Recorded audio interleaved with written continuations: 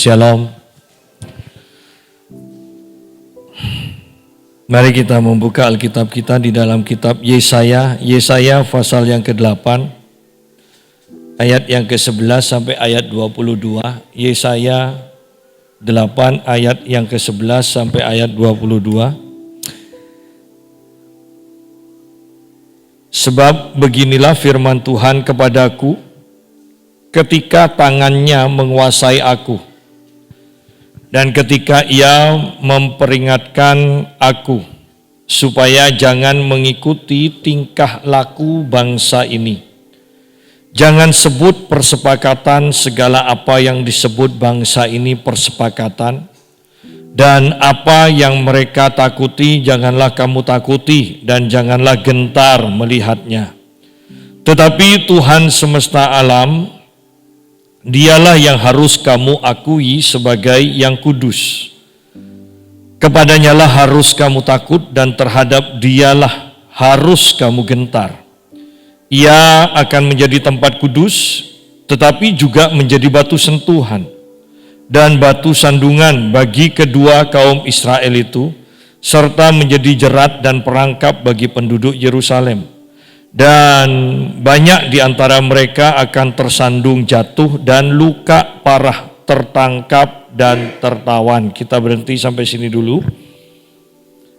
Bersyukur bahwa kita akan segera menyelesaikan tahun 2021 dan kita kembali menyadari bahwa Tuhan baik. Dan kita akan segera memasuki tahun 2022. Tentunya ini tahun yang tidak mudah. Dan ketika seseorang bertanya pada saya, bagaimana Pak tahun 2020? Dan saya katakan tahun yang sukar, terutama dengan alam dan ekonomi. Kemudian dia berkata, oh tapi banyak hamba Tuhan yang mengatakan tahun 2022 adalah tahun di mana Tuhan menyertai kita. Dan saya katakan kalau seperti itu sih tidak usah bernubuat, mulai dulu ya Tuhan memang menyertai kita. Ya. Dan dia kemudian melanjutkan begini, tidak ada nubuatan yang baik Pak. Dan saya katakan, ya, secara umum ya memang kacau, tapi di dalam Tuhan kan selalu baik, saya katakan. Masalahnya apakah kita akan terus ada di dalam Tuhan atau kita sendiri yang akan keluar dari naungan hadirat Tuhan itu. Dan tentunya ini hal yang menarik. Kembali akan terjadi perpecahan, akan terjadi pemisahan. Tadi siang saya ditelepon oleh seseorang dari Surabaya dan dia berkata, keadaan saya kok begini-begini saja ya Pak ya, naik turun, Tuhan tolong. Tapi kemudian hutang saya semakin bertambah, Tuhan tolong lagi bisa bayar tapi hutang saya semakin bertambah. Bagaimana? Dia katakan. Dan saya katakan, pelajari firman Tuhan, deklarasikan firman Tuhan. Sudah Pak, dia bilang, sudah. Tapi kok saya masih seperti ini? Loh, kalau saya sih saya praktekkan, keadaan saya semakin baik. Saya katakan, kalau Anda tidak semakin baik, berarti harus koreksi diri. Apa yang salah? Kemudian saya juga katakan, pada akhirnya saya katakan begini, bahwa dia butuh ketekunan. Ketekunan dalam hal apa? Ketekunan sekalipun kita mengalami penderitaan. Ketekunan sekalipun sepertinya tidak ada hasil. Yang dia mau kejar adalah mujizat. Artinya dia berdoa sekarang, nanti 1 jam atau besok sudah berubah keadaannya. Dan saya katakan tidak bisa. Tuhan ingin lihat ketekunan kita. Ketika kita tekun, tiba-tiba Tuhan akan segera melakukan mujizat demi mujizat karena kita bisa dipercaya. Tetapi orang Kristen sekarang yang dikejar adalah mujizat, artinya Mereka ingin kemudahan demi kemudahan. Ketekunan mau dihilangkan dari kehidupan kita. Dan selamanya itu tidak mungkin. Pada akhirnya saya mau katakan kemudian. Belajar coba turunkan standar hidup. Ya kan? Karena orang ini walaupun dia sudah terbelit dengan hutang, dengan ekonomi, tetapi menyekolahkan anaknya karena istrinya yang maksa, menyekolahkan di sekolah yang bayarannya itu mahal. Sekolah yang terbaik. Kenapa sih kok tidak mau diturunkan standarnya? Karena toh sama-sama nanti lulus. Iya kan? Dan ketika kita mau merendahkan diri, pada waktunya Tuhan pasti meninggikan kita kembali. Ya. Dan kemudian saya katakan begini. Dan kemudian ingat, apakah kita sudah seiman? Banyak orang berpikir kita itu sepakat seiman dengan pasangan kita karena sudah sama-sama Kristen. Dan kemudian saya jelaskan, yang disebut sepakat, yang disebut seiman bukan seperti itu. Seiman itu apakah pasangan yang satu ketika percaya bahwa doa pagi, cari Tuhan di pagi hari itu sangat perlu, dan pasangannya apakah sepakat? Kalau yang satu percaya doa pagi itu sangat perlu, yang lain mengatakan ya tidak perlu, berarti tidak seiman. Kalau yang satu mengatakan percaya bahwa kepenuhan Roh Kudus berbahasa roh sangat penting, dan yang satunya walaupun Kristen mengatakan oh itu tidak penting, berarti kita tidak seiman. Kalau kita yang satu mengatakan perpuluhan penting, yang lain katakan perpuluhan tidak perlu, walaupun sesama Kristen, itu artinya tidak seiman. Karena Alkitab katakan di mana ada kesepakatan, kerukunan, maka firman selanjutnya Tuhan akan perintahkan berkat. Dan tidak mungkin Tuhan menyangkali, membatalkan akan firman-Nya. Nah, dan kemudian dia baru terbuka. Nah itu Pak. Dia baru mengakui bahwa ternyata banyak ketidaksepakatan antara dia dan istrinya. Ya. Jadi kita lihat di sini bahwa pada akhirnya pemisahan itu akan terjadi. Kita seringkali berpikir akan sudah sama-sama Kristen aman, sama-sama seiman. Loh, pandangan-pandangan menurut Alkitabnya sama atau tidak? Tindakan respon kita terhadap firman itu sama atau tidak? Antara anggota keluarga itu. Kalau tidak, walaupun sesama Kristen sebenarnya kalau mau berani jujur, maka kita akan mengatakan ya memang kita tidak seiman. Ya. Nah, mari kita lihat sekarang di sini pun terjadi pemisahan-pemisahan. Sebab beginilah firman Tuhan kepadaku, ketika tangannya menguasai aku. Beginilah firman Tuhan kepadaku ketika tangannya menguasai aku. Betapa pentingnya diri kita ini dikuasai oleh hadirat Tuhan. Dikuasai oleh kuasa Tuhan. Yesus pun dikatakan di dalam kuasa Roh Kudus. Nah, baru dia mengadakan banyak mujizat. Yesaya mengatakan ketika tangan Tuhan menguasai aku, maka Yesaya mendengar Tuhan berfirman. Ketika Yesus dihinggapi oleh Roh Kudus yang bisa dilihat seperti burung merpati, barulah kemudian terdengar suara dari surga. Ketika di dalam gereja seperti ini hadirat Tuhan begitu kuat, maka jemaat akan mudah sekali mendengar suara Tuhan. Tetapi di mana tempat tidak ada hadirat Tuhan, maka jemaat juga tidak akan mendengar suara Tuhan, atau Tuhan tidak akan berbicara. Jadi hadirat Tuhan, tangan Tuhan, kuasa Tuhan itu begitu pentingnya. Ya. Bahkan kalau mau jujur, tahun 2022 yang sangat kita perlukan adalah kuasa Tuhan yang menyertai kita. Karena akan banyak masalah, banyak kemerosotan moral, banyak kejahatan, banyak manifestasi roh jahat, banyak kehancuran, banyak penyakit. Sehingga kita sungguh-sungguh butuh kuasa Tuhan.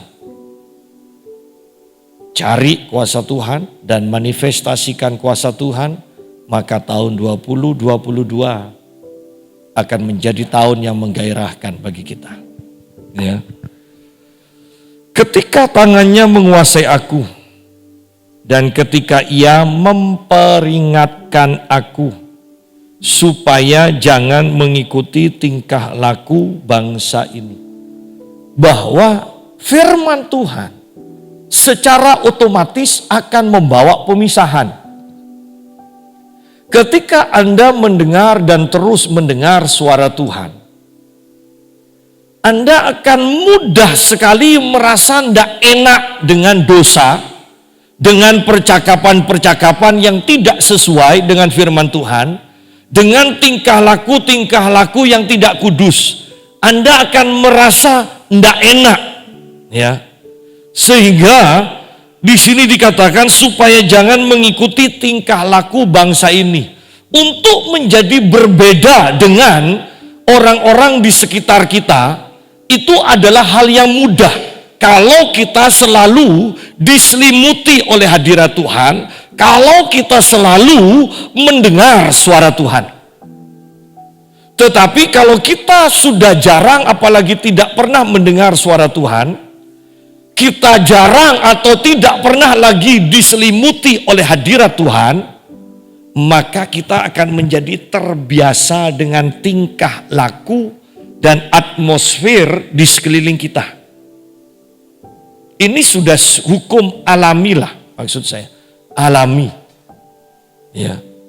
Tetapi ketika kita dekat dengan Tuhan, hidup dalam kekudusan, dalam hadirat Tuhan, maka kita akan merasa tidak nyaman mendengar kata-kata yang tidak senonoh, kata-kata mesum. Kita tidak akan merasa enak ketika berkumpul dengan orang yang hidup di dalam dosa. Ya. Oleh karena itu, ketika kita sering mendengar suara Tuhan, hidup dalam hadirat Tuhan, maka untuk tidak mengikuti tingkah laku orang-orang di sekitar kita yang tidak sesuai dengan firman Tuhan, itu adalah perkara yang sangat mudah. Karena kita digerakkan dari dalam. Ya.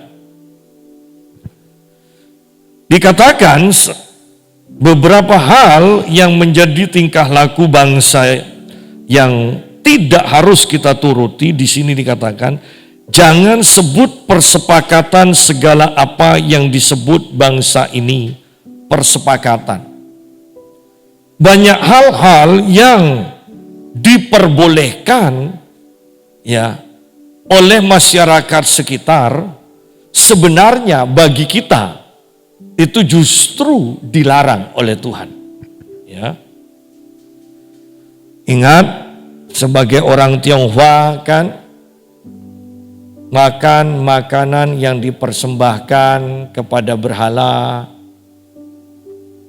Kalau kita tidak diajar firman Tuhan, maka kita akan ikut makan.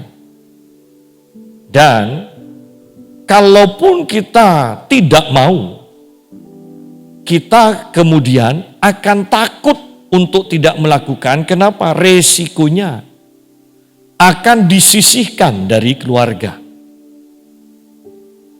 Sehingga kesepakatan-kesepakatan, aturan-aturan di dalam masyarakat ini, apakah kita mau mentaatinya kalau tidak sesuai dengan Tuhan, dengan firman Tuhan? Atau kita akan menyerah? Jadi hal ini tergantung dari hadirat Tuhan dan firman Tuhan yang kita terima. Tetapi kalau kita memang sungguh-sungguh hidup di dalam hadirat Tuhan, hidup di dalam pengertian firman Tuhan, maka kita akan hidup tanpa kompromi. Ya, tanpa kompromi. Istri saya hidup di dalam suasana yang begitu ketat dengan adat istiadat seperti itu. Ketika awal-awal disuruh mengikuti untuk adat istiadat seperti itu, istri saya tidak mau dan yang lainnya memusuhi semua. Dan ingat, yang memusuhi bukan saudara loh. Yang memusuhi ini paman, bibi, kakek, nenek, yang tua-tua. Nah, bersyukur Tuhan kita jauh lebih tua dari mereka. Iya kan? Bersyukur. Kita harus mentaati yang lebih tua lagi. Ya. Nah, awalnya mereka memusuhi, tetapi kemudian karena berpegang teguh pada pengakuan iman kita, maka kemudian ketika acara-acara selanjutnya mereka mengatakan, sudah, tidak usah dikasih itu. Vince itu, dia orang Kristen, tidak mungkin mau. Nah, lihat. Tetapi kalau kita menyerah, maka kita akan terus sukar untuk melepaskan diri lagi. Ya. Jangan sebut persepakatan segala apa yang disebut bangsa ini persepakatan. Dan apa yang mereka takuti, janganlah kamu takuti. Dan janganlah gentar melihatnya. Bukankah banyak hal yang ditakuti oleh orang-orang dunia di sekeliling kita? Sekarang mending, kalau dulu zaman saya masih kecil, kalau maghrib tidak boleh keluar rumah. Ya, kenapa? Banyak setan yang sedang jalan-jalan. Jadi banyak hal yang ditakuti, tetapi Alkitab katakan jangan ikut-ikutan takut. Ya. Jangan ikut-ikutan takut. Dan apa yang mereka takuti, janganlah kamu takuti dan janganlah gentar melihatnya. Ya. Tetapi Tuhan semesta alam, dialah yang harus kamu akui sebagai yang kudus. Kepadanya lah harus kamu takut dan terhadap dialah harus kamu gentar. Ingat, bahwa hanya kepada Tuhan saja kita harus takut dan gentar. Kepada hal-hal yang lain di sekeliling kita tidak boleh takut. Ketika kita takut kepada hal-hal di sekeliling kita, maka kita adalah orang berdosa. Dan ini sangat penting. Bahwa kita sungguh-sungguh harus ada di pihak Tuhan. Karena pasti terjadi pemisahan. Pasti terjadi pemisahan. Yang alami saja ya, yang Anda lihat pemisahan begitu mudahnya sekarang itu terjadi. Yang bela Bapak Jokowi dan yang menentang Bapak Jokowi. Itu bahkan sekalipun sesaudara atau famili, kalau sama-sama memberitahu saya milih ini dan yang lain milih yang lain, bisa musuhan. Ya. Artinya pemisahan itu mulai terjadi. Pemisahan mulai terjadi. Iya. Oleh karena itu bayangkan nanti ke depannya akan semakin banyak pemisahan demi pemisahan. Dulu sepertinya Indonesia tidak akan terpisahkan. Ya. Kalau Natal yang Islam datang berkunjung, ya kan? Kalau Idul Fitri yang Kristen yang berkunjung. Sekarang Natalan aja ngucapkan, ya, ngucapkan selamat Natal aja, tidak boleh. Loh, jangan Anda anggap remeh hal seperti ini, karena ini sebenarnya tanda-tanda perpecahan, tanda-tanda pemisahan, ya. Tetapi pada akhirnya memang Alkitab sudah menulis akan dipisahkan. Terutama yang kudus dan yang benar itu akan dipisahkan dari yang jahat dan najis. Akan terjadi pemisahan. Walaupun kita bersaudara saja akan terjadi pemisahan. Ya. Dan Alkitab di sini menjelaskan. Di sini jelas yang takut pada keadaan di sekeliling dan yang takut akan Tuhan. Ya. Terjadi pemisahan. Tetapi Tuhan semesta alam, dialah yang harus kamu akui sebagai yang kudus.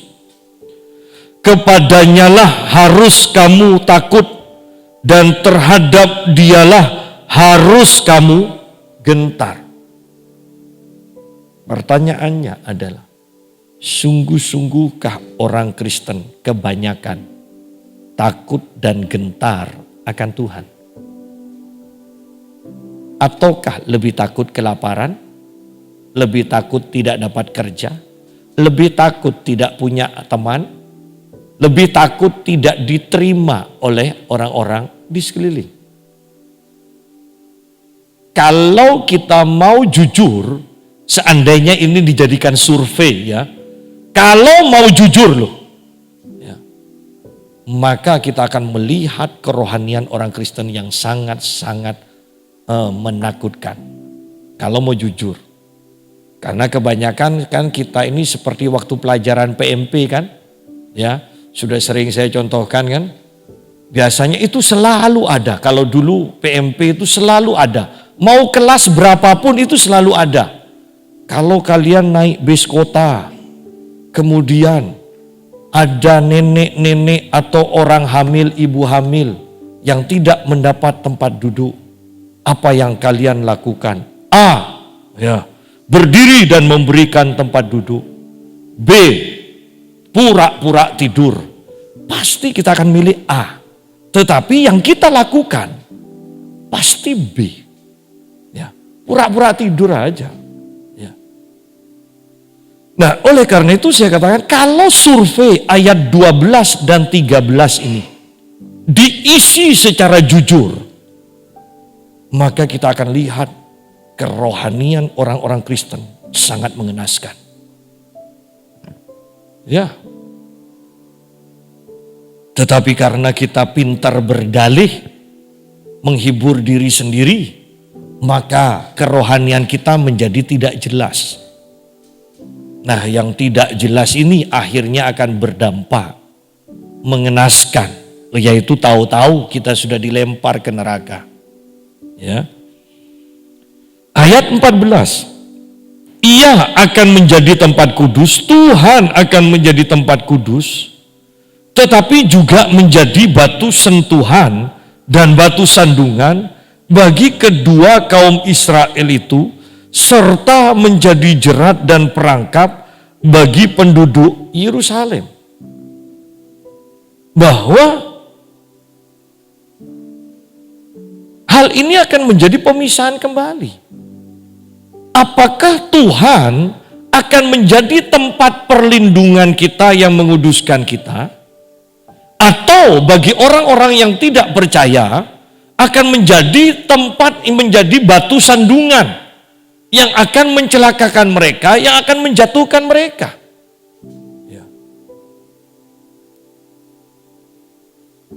Ketika saya tadi memberikan nasihat-nasihat saya dalam konseling itu, saya katakan, ayo, jangan ingin semuanya serba cepat. Seringkali sekarang penyakitnya orang Kristen itu ya, ada masalah, datang ke pendeta, cari hamba Tuhan yang diurapi, kemudian didoakan, dan selesai. Tanggung jawabnya itu tidak ada. Inginnya pokoknya selesai. Itu sangat berbahaya, sangat berbahaya.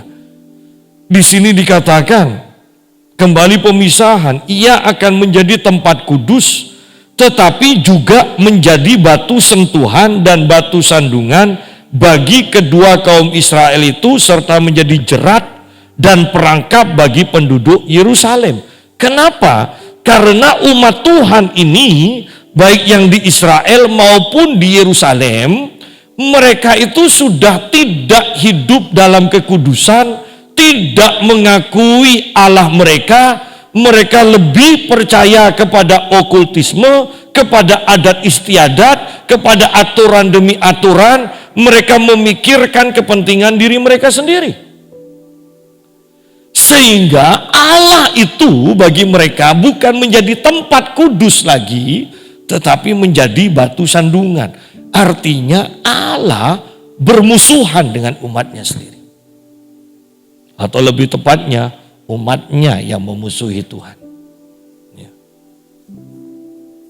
Sehingga akibatnya ini, dan banyak di antara mereka akan tersandung, jatuh, dan luka parah, tertangkap, dan tertawan.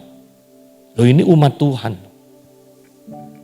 Saya percaya tahun 2022 ayat ini pasti terjadi di tengah-tengah kekristenan kita. Saya bukan menakut-nakuti, saya melihat kerohanian mereka yang tidak mencintai firman. Kebanyakan mereka hanya mencintai pengurapan. Artinya mereka hanya tergantung kepada hamba-hamba Tuhan yang mereka pikir diurapi. Mereka tidak mengerti bahwa yang terpenting adalah firman Tuhan.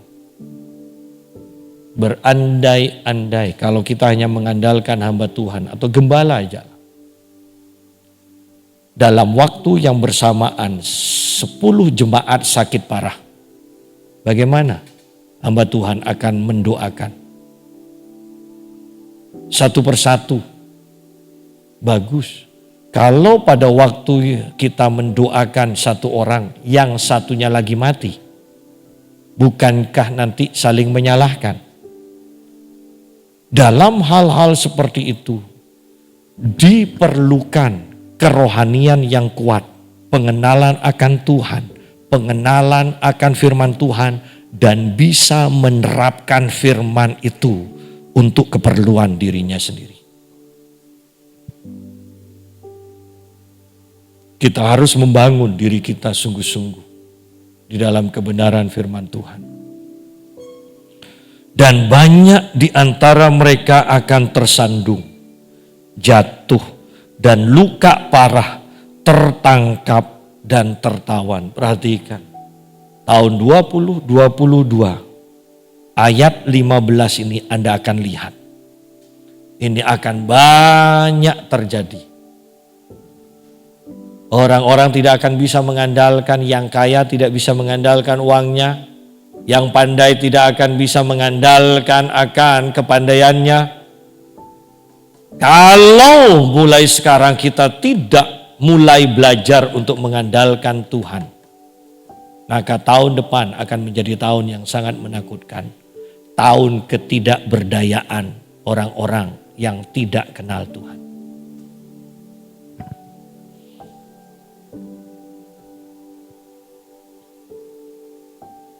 Ayat 16, aku, kata Yeremia, harus menyimpan kesaksian ini dan memeteraikan pengajaran ini di antara murid-muridku.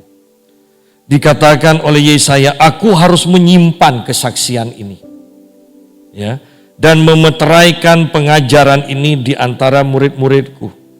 Saya mau menekankan begini, bahwa kembali pengajaran dan kesaksian Itu sangat penting. Ayat 20 mengatakan begini, carilah pengajaran dan kesaksian. Siapa yang tidak berbicara sesuai dengan perkataan itu, maka baginya tidak terbit fajar. Anda lihat di sini bahwa pada akhirnya pengajaran dan kesaksian itu penting. Tetapi ayat 16 Anda melihat di sini, aku harus menyimpan kesaksian ini, ya, disimpan. Berarti tidak semua akan tahu, dan memeteraikan pengajaran ini di antara murid-muridku. Hanya kepada para murid. Kenapa? Karena pengajaran firman Tuhan mau diajarkan bagaimanapun kepada orang yang memang tidak ingin berubah, ya, yang memang menentang Tuhan, itu akan sia-sia pengajaran itu. Sia-sia. Ya.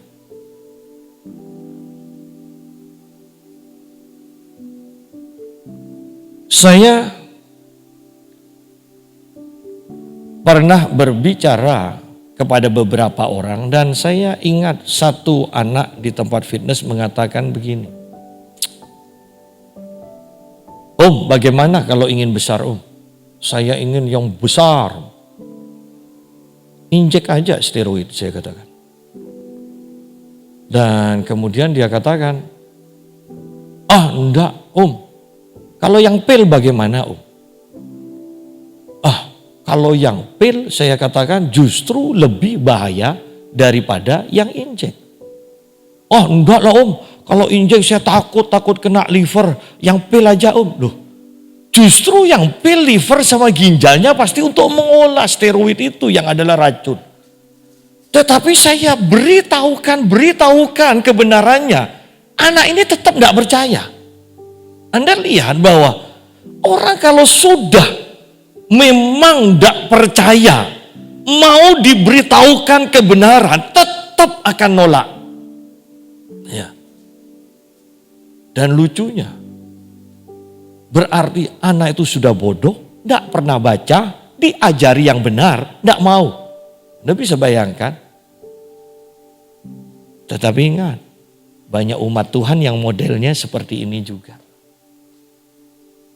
Karena dia sudah terbiasa dengan pola pikirnya dan pola pikir adat istiadat orang-orang di sekelilingnya, maka untuk dijelaskan, diubahkan oleh kebenaran firman Tuhan yang disampaikan, mereka akan nolak. Mereka akan nolak. Ya.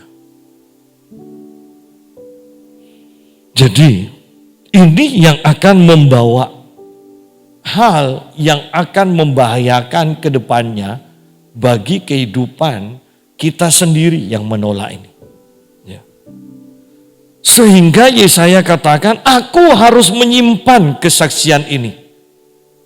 Ingat loh, bahwa ketika kita mengalami mujizat, Anda untuk bersaksi, lihat orang juga. Karena belum tentu orang bisa menerima kesaksian kita. Bahkan kepada orang Kristen. Kalau saya katakan, ya, bahwa Tuhan memberkati kita, Tuhan memberikan mujizat. Kalau saya katakan misalnya, luar biasa tadi, saya ketemu sama orang, baru satu kali ketemu, itu pun sudah 20 tahun yang lalu. Kok tiba-tiba ngasih berkat saya? Sidang jemaat, kalau ini diceritakan kepada orang-orang Kristen, saya katakan Kristen, tetapi yang tidak pernah mendengar, tidak pernah diajar tentang mujizat Tuhan, orang itu tidak akan percaya kesaksian kita.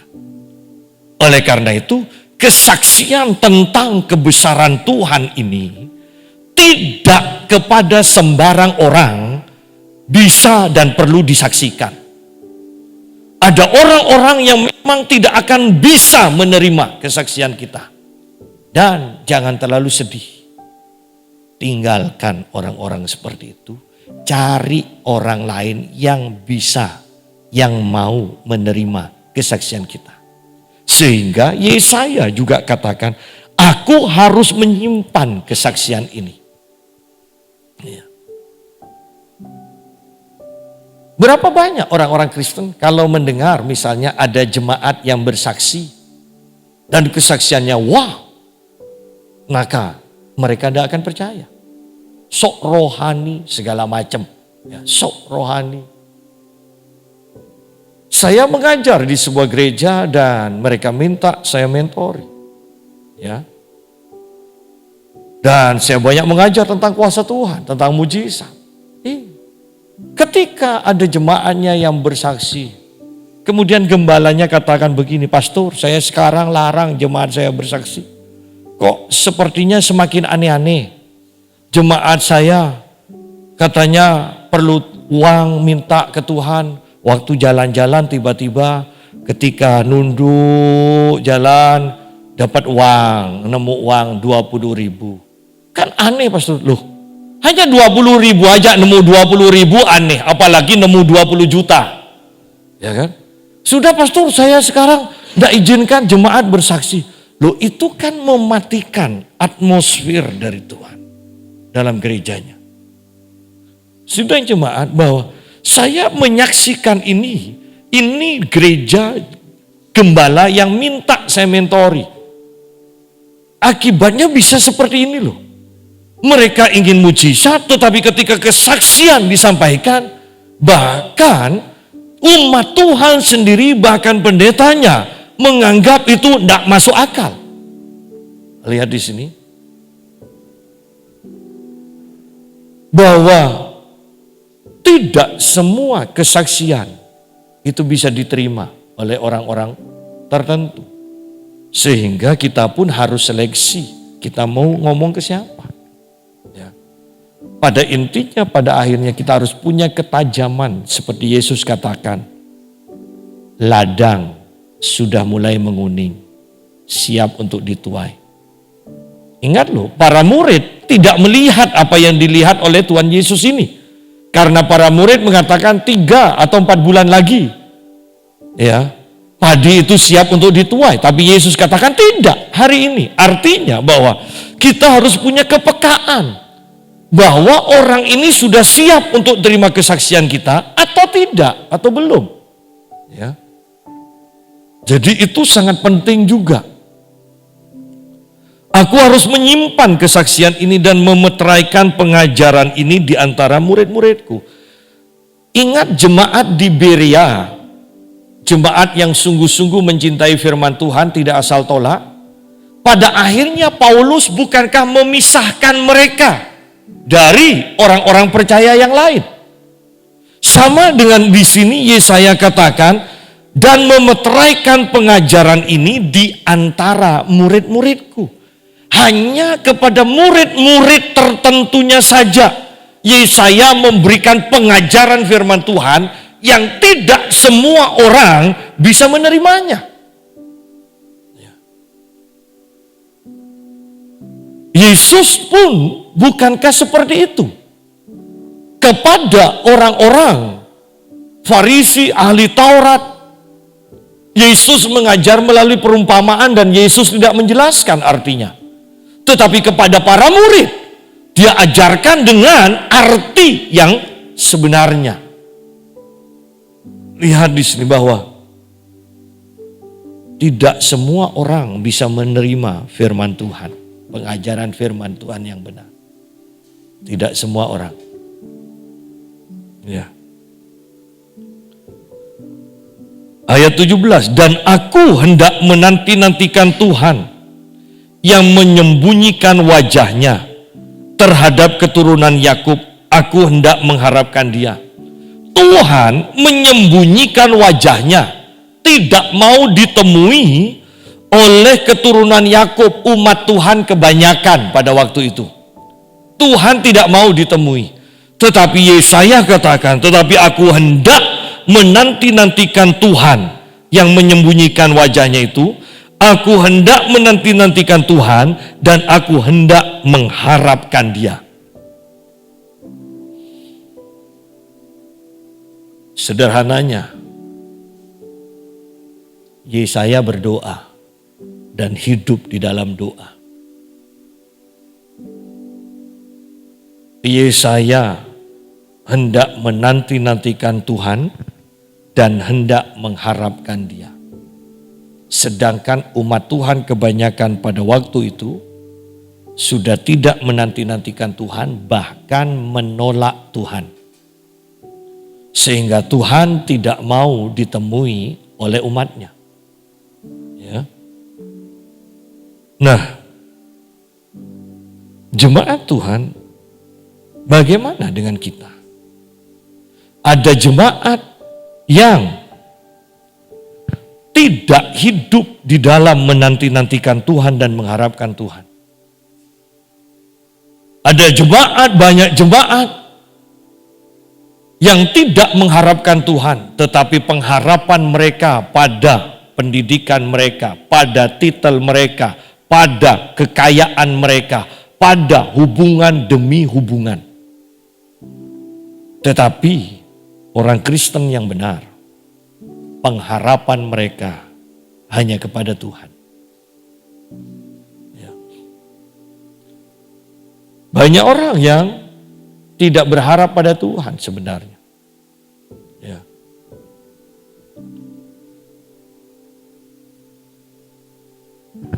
Ayat yang ke-18, sesungguhnya aku dan anak-anak yang telah diberikan Tuhan kepadaku adalah tanda dan alamat di antara orang Israel dari Tuhan. Semesta alam yang diam di gunung Sion. Perhatikan, aku Yesaya dan anak-anak, ya, murid-muridnya yang telah diberikan Tuhan kepadaku adalah tanda dan alamat di antara orang Israel dari Tuhan, semesta alam yang diam di gunung Sion. Artinya apa? Ingat, Yesaya mengajar, Yesaya menyaksikan kepada para muridnya dengan harapan satu saat para murid ini akan menjadi alamat Tuhan. Alamat Tuhan. Jadi ketika orang-orang Israel atau umat Tuhan yang dulunya tidak percaya mengalami masalah dan membutuhkan pertolongan, membutuhkan mujizat, membutuhkan membutuhkan pengajaran, mereka akan cari Tuhan. Dan alamat Tuhan adalah di tengah-tengah umatnya yang sudah menerima pengajaran yang benar dan mengalami pengajaran itu menjadi kesaksian. Ingat, Rasul Petrus mengatakan, berbuat baiklah kepada semua orang, karena satu saat ketika Allah melawat kita, maka orang-orang akan mencari kita. Kita harus memberikan pertanggungan jawab iman kita, menjelaskan iman kepada orang-orang yang ingin mengetahui atau mengenal iman kita. Karena pada waktu Allah mencurahkan rohnya nanti, menurut Rasul Petrus, tiba-tiba orang-orang bertobat. Artinya mereka mengalami duka cita dari Roh Kudus. Mereka tahu bahwa mereka butuh diselamatkan, tetapi mereka tidak tahu caranya. Nah, kebaikan-kebaikan yang kita tanam itu, iman kita yang tidak pernah kita sembunyikan dahulunya, akan menjadi alamat bagi mereka. Oh, saya mau cari si A untuk menjelaskan, untuk menolong saya. Ya. Karena di zaman Evan Robert, ya, di zaman Evan Robert di Wales, ketika Tuhan lawat, ya, negara itu, maka orang-orang berlutut di jalan-jalan. Mereka yang berpesta tiba-tiba berlutut dan nangis. Mereka berteriak pada Tuhan, aku bertobat, selamatkan aku, selamatkan aku. Dan mereka mencari tempat di mana mereka bisa diselamatkan. Mereka cari tempat, yaitu gereja, di mana Evan Robert itu berdoa kepada Tuhan. Sehingga di sini pun sama, orang-orang yang sudah menerima pengajaran yang benar dan mengalami pengajaran itu, mempunyai kesaksian, akan menjadi alamat Tuhan, dikatakan. Tidak semua gereja akan menjadi alamat Tuhan, tetapi gereja yang menerima pengajaran dan mengalami manifestasi dari pengajaran itu mempunyai kesaksian bahwa aku sudah ngalami ini, aku sudah ngalami pengajaran tentang Allah yang menyembuhkan, aku sudah ngalami pengajaran tentang Allah yang memberkati, mencukupi, aku sudah ngalami pengajaran tentang pemulihan dari kehancuran, aku sudah ngalami pengajaran tentang kekudusan, aku sudah ngalami. Dan orang-orang yang seperti ini, gereja yang seperti ini akan menjadi alamat Tuhan. Saya tekankan, kita akan menjadi alamat Tuhan. Wow, itu luar biasa. Kita akan menjadi alamat Tuhan. Ketika orang-orang mencari Tuhan yang benar, alamatnya jelas di dalam diri kita. Ya. Bukankah itu kehormatan yang luar biasa? Ayat 19. Dan apabila orang berkata kepada kamu, berarti banyak orang akan mempengaruhi loh. Kalau kita tidak punya iman yang benar, iman yang kuat, maka kita akan mudah dipengaruhi. Ya. Dan apabila orang berkata kepada kamu, mintalah petunjuk kepada arwah dan roh-roh peramal yang berbisik-bisik dan komat kamit, maka jawablah, bukankah suatu bangsa patut meminta petunjuk kepada Allahnya? Atau haruskah mereka meminta petunjuk kepada orang-orang mati bagi orang-orang hidup? Bahwa di sini dikatakan kalau ada orang yang mau mempengaruhi kamu, kamu harus berpegang teguh. Kamu harus katakan, bukankah kita harus meminta petunjuk kepada Allah yang benar? Masa kita meminta petunjuk kepada orang mati, kita ini orang hidup? Ya.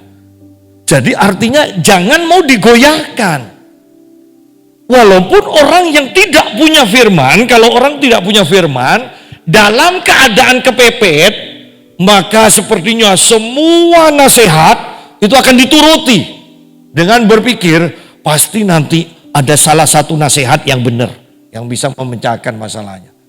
Nasihat, kalau bukan dari Tuhan, apalagi dari perdukunan, dari okultisme, akan membuat kehidupan kita justru semakin merosot, semakin merosot. Ya. Yang paling aneh adalah banyak orang yang mengeluh, kenapa keadaanku tidak semakin baik. Mereka tidak tahu bahwa dirinya sendiri atau bahkan orang-orang di atasnya, ya, papa, mama, kakek, neneknya pernah terlibat okultisme dan itu mempengaruhi kehidupan mereka. Dan kebanyakan dari orang-orang menganggap hal itu biasa. Jangan berpikir orang Kristen tidak ada yang pergi ke dukun. Yang ketagihan banyak. Ya.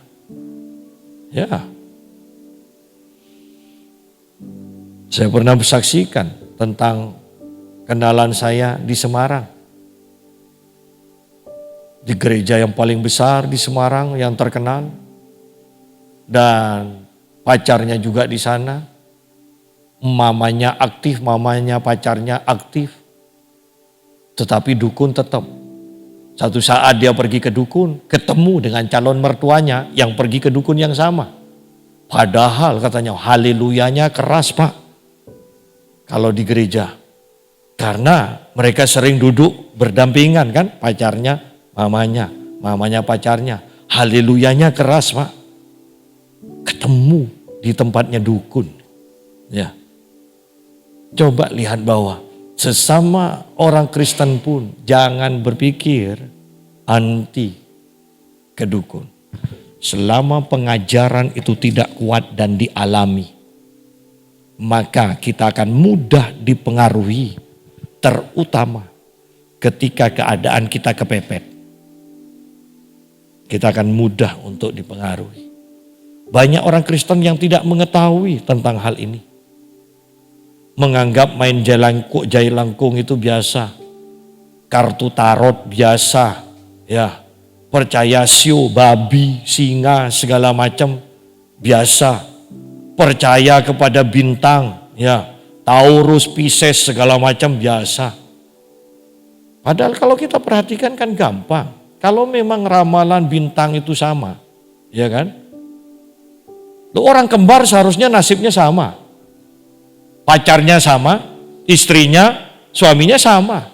Buktinya, mereka tidak sama kok. Apa yang dialami tidak sama. Bintangnya sama. Kok beda nasib?